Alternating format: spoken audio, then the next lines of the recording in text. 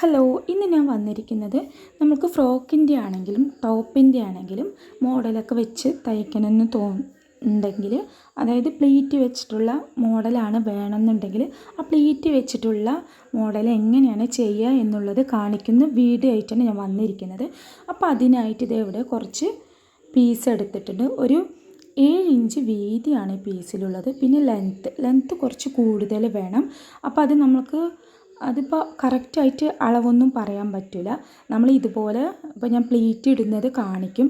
അപ്പോൾ ആ കാണിക്കുമ്പോൾ അതിന് ആവശ്യത്തിനായിട്ട് കുറച്ച് കൂടുതൽ ഫസ്റ്റ് ഇതുപോലെ എടുക്കുക. പിന്നെ നമ്മൾക്ക് പോരാന്ന് തോന്നുമ്പോൾ വീണ്ടും കട്ട് ചെയ്തിട്ട് പീസ് എടുക്കുക. അപ്പോൾ നമുക്ക് എങ്ങനെയാണ് ആ പ്ലീറ്റ് ഇടുക എന്നുള്ളത് കാണിക്കുന്നതാണ് ഇപ്പോൾ. അപ്പോൾ അതിനായിട്ട് ഇതെവിടെ നമ്മൾ തയ്ക്കുന്ന പീസ് ഇതുപോലെ നല്ല വശമാക്കി ഇട്ട് കൊടുക്കുക.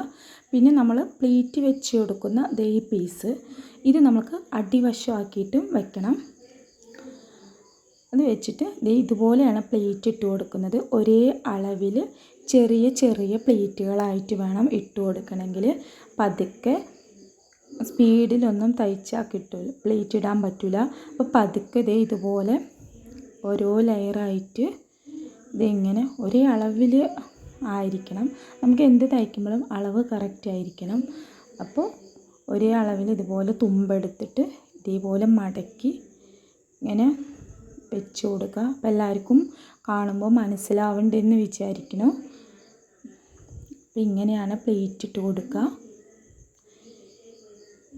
ഇത് പ്ലേറ്റ് ഇട്ട് തയ്ക്കാൻ അറിയാത്തവർക്ക് വേണ്ടിയിട്ടാണ് ഞാനിത് കാണിക്കുന്നത്. ഇങ്ങനെ